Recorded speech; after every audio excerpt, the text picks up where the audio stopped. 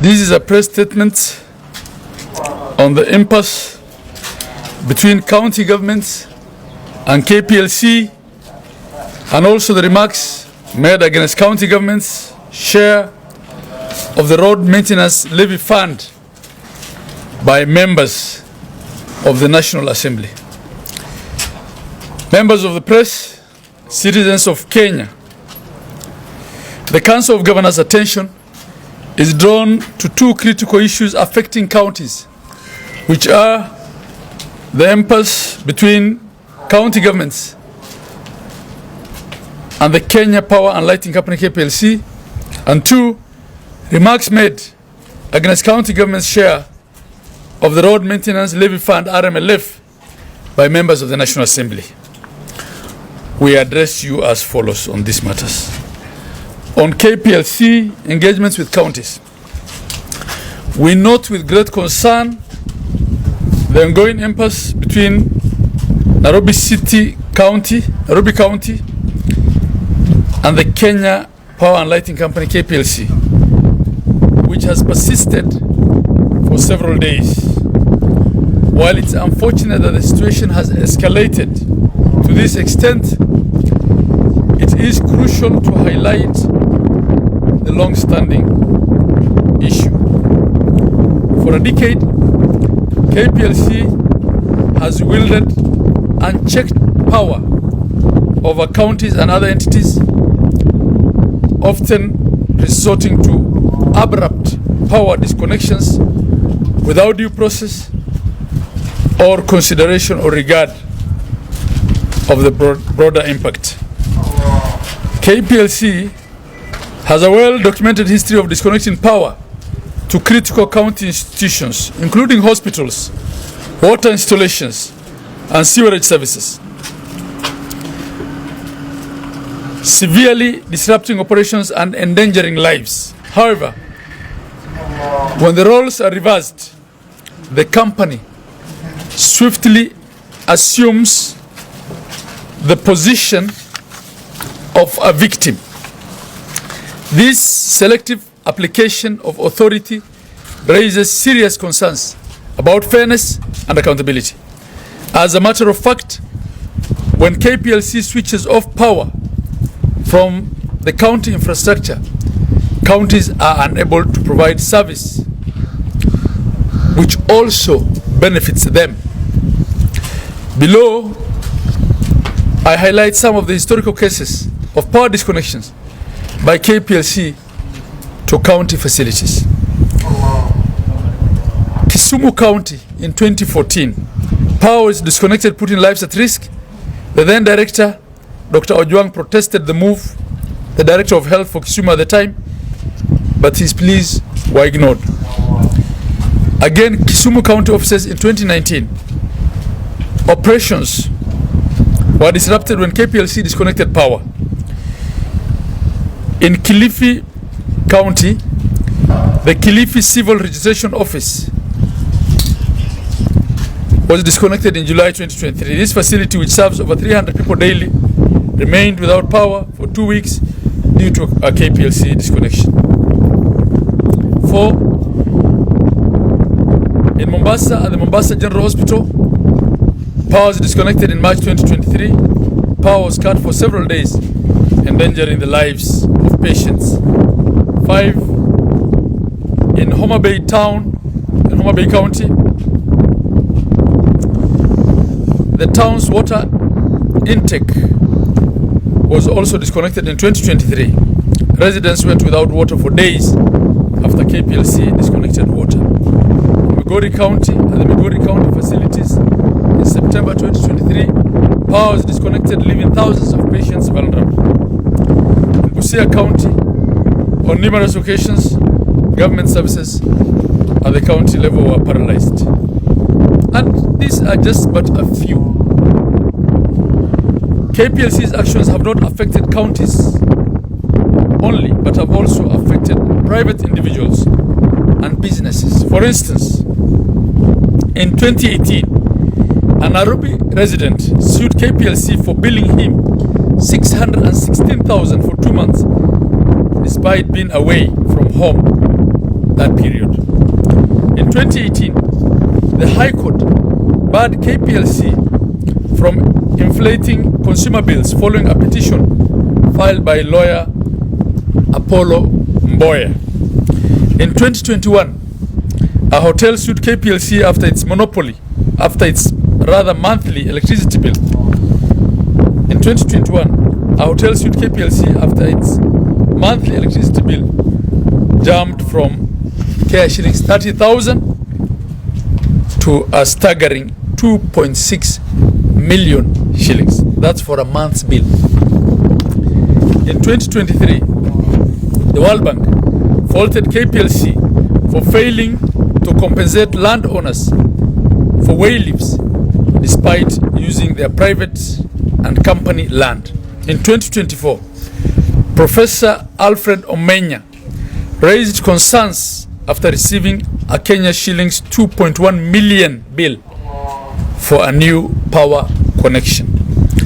Despite all this, KPLC owes county governments land rates in the form of contribution in lieu of rates or silo. They also owe us way-leave charges, huge water bills and other levies to the tune of billions of shillings since the inception of devolution. Additionally, KPLC continues to disregard the advisory from the Attorney General and the provisions of Section 57 of the Physical and Land Use Planning Act 2019, which stipulates that a person shall not carry out development within a county without development permission granted by the respective county executive member in charge of land use planning. The standoff that has been witnessed has merely exposed a fraction of the distress that countless Kenyans and institutions have endured for years due to abrupt disconnections by KPLC. We condemn these perennial disruptions and call for a structured approach to dispute resolution between KPLC and its consumers, ensuring that essential services are never jeopardized in the future. It is time for KPLC to reflect on its actions, acknowledge the suffering caused by its practices, and work towards a fair, transparent, and predictable billing and disconnection process. To ensure that we address the issue in the energy sector, the Council of Governors communicated with the Ministry of Energy and Petroleum via a correspondence to raise the aforementioned issues. In this regard, we urge KPLC to utilize the existing intergovernmental mechanisms to resolve any disputes with the county governments, including the issue of settlement of debt. On the Road Maintenance Levy Fund, RMLF, we also note with utmost concern the recent unsubstantiated remarks made by members of the National Assembly on the allocation of Road Maintenance Levy Fund to the counties. The unfortunate remarks made on the floor of the House are unpatriotic, in bad taste, and incomplete ignorance of our constitutional underpinnings, which has assigned the roads function to both levels of government. The roads function is a concurrent function which has to be performed by both levels of government. For clarity, when the national government has been assigned, for clarity, the national government has been assigned the national trunk roads, whereas county governments have been entrusted to manage county roads. The Constitution of Kenya only recognizes two classes of roads: national trunk roads and county roads only.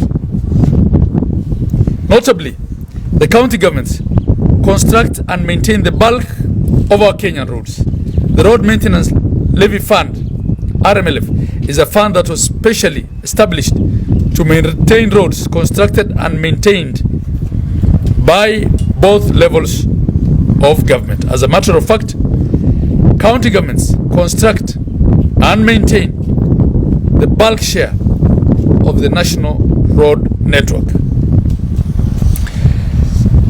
A road condition and inventory survey undertaken by the Kenya Roads Board in 2024 indicates that county governments have developed and maintained 5,400 kilometers of tarmacked roads, an increase from 4,200 kilometers from 2018. This is KRB's own data. Additionally, county governments have gravelled over 75,000 kilometers of road, up from 49,000 kilometers in 2018. In total, county governments manage 182,832 kilometers out of the 239,122 kilometers of road network in the country. That is above 50% of all the road network of all classes in the country. We need to note that the members of the National Assembly have demonstrated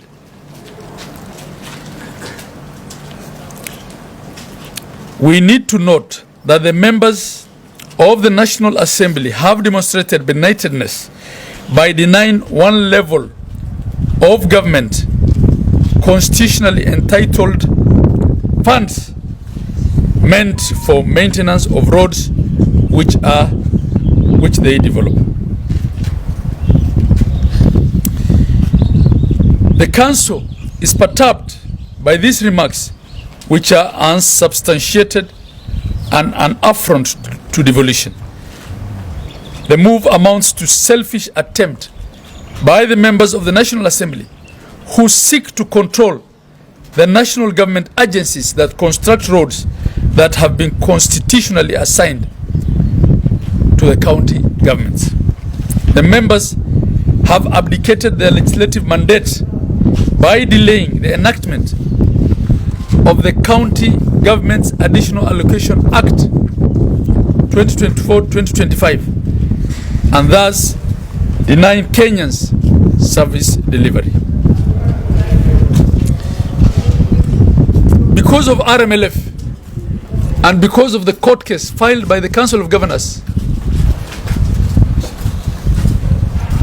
with respect to the RMLF, the National Assembly has refused to consider and to pass in good time the County Additional Allocation Act 2024-2025. The year is coming to an end and Kenyans have been denied the services that should have been offered with these funds.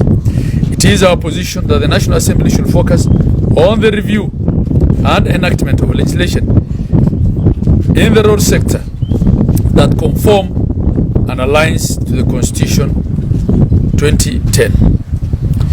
This includes amendments to the Roads Act 2007 to align to the Cabinet resolution to merge Kera and Kura as the two state corporations are undertaking county functions.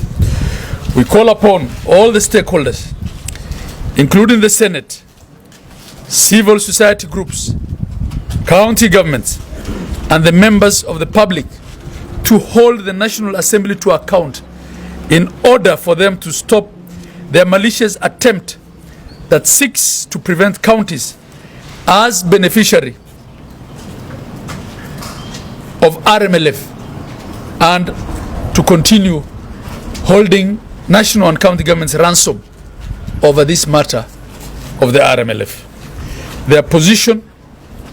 This position is buttressed by the constitutional principle that resources need to follow functions that have been earmarked and assigned to other levels of government. In conclusion, as we conclude, we reiterate our commitment to deliver services to Kenyans. Asanteni sana.